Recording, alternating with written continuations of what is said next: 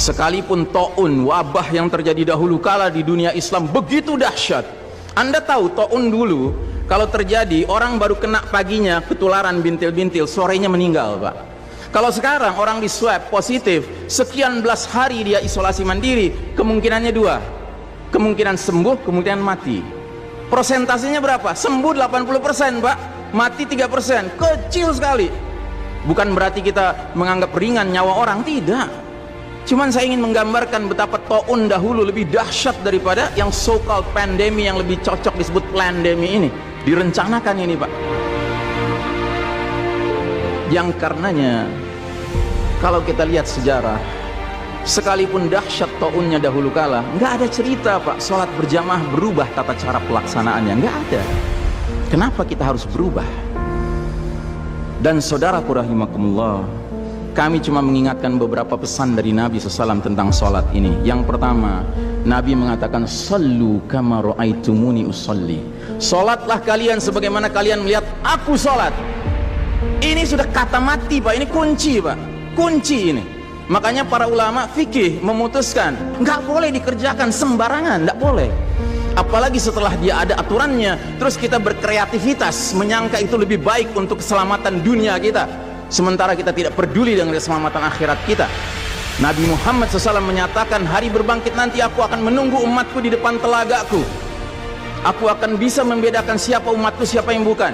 Umatku adalah mereka yang wajahnya, tangannya, kakinya bercahaya bekas wudhu.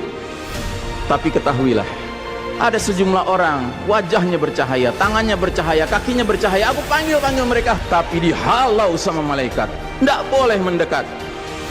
Aku panggil lagi, tapi dihalau sama malaikat. Akhirnya malaikat menjelaskan, ya Muhammad, mereka telah merubah ajaranmu setelah engkau wafat. Kata Nabi selanjutnya, menjauhlah, menjauhlah. Nabi nggak mau dekat dengan orang yang berani-beraninya merubah tata cara ajarannya. Dan ajarannya yang paling pokok apa? Tauhid. Setelah tauhid apa? Salat.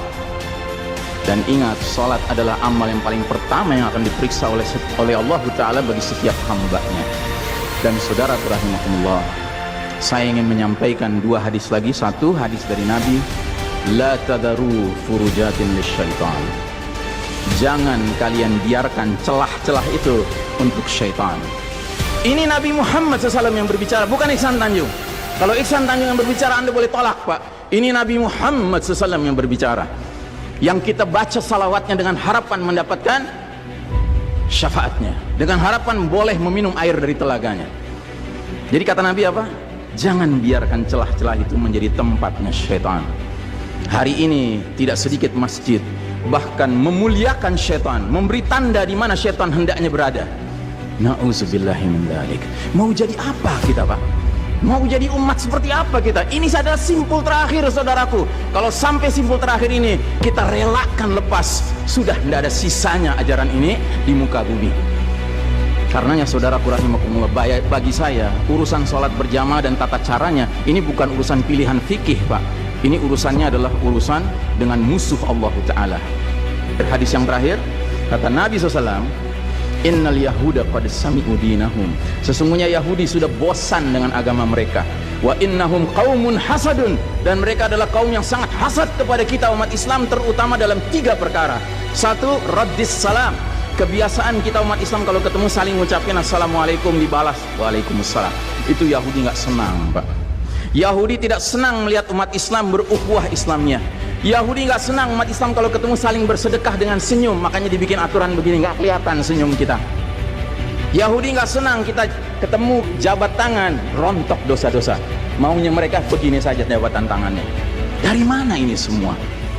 Yang kedua, mereka hasad sama kita dalam urusan apa? Iqamatis sufuf. Dalam tata cara kita menegakkan saf kita. Ingat, Pak, saf dikatakan tegak syaratnya dua. Satu, lurus, dua, rapat. Bukan hanya lurus tapi renggang-renggang, atau rapat tapi meliuk-liuk. Tidak, harus dua-duanya lengkap. Sehingga Nabi sampai bertanya, kenapa kalian gak bersaf seperti malaikat di hadapan Allah? Para sahabat bingung, bertanya, bagaimana malaikat? Kata Nabi, mereka mendahulukan saf awal dan mereka saling rapat satu sama lainnya. Jadi Nabi itu bangga kalau umat Islam sholatnya seperti para malaikat di hadapan Allah Ta'ala. Harusnya itu menjadi kebanggaan kita juga. Dan harusnya kita tersinggung kalau ada pihak yang berusaha untuk mengacak-acaknya. Dan yang terakhir, yang ketiga, Yahudi itu hasad sama kita dalam urusan apa? Dalam urusan umat Islam, di belakang imam salat wajibnya mengucapkan amin.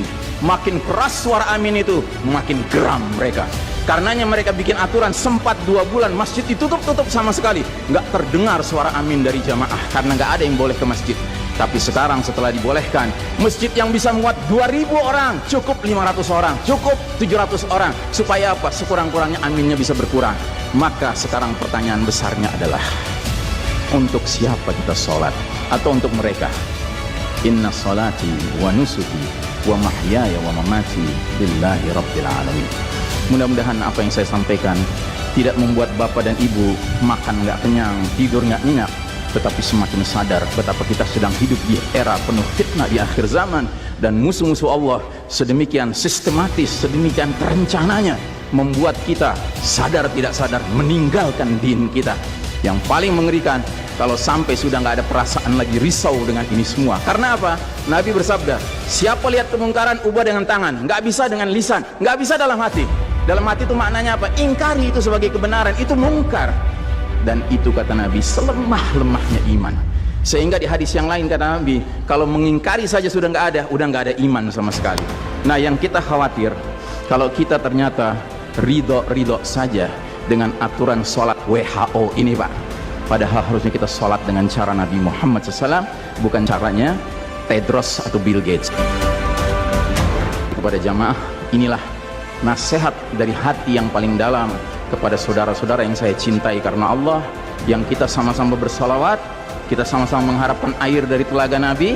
Tapi boleh jadi nggak semua kita ngerti apa yang harus kita lakukan agar air telaga itu dapat jaminan kita boleh meminumnya.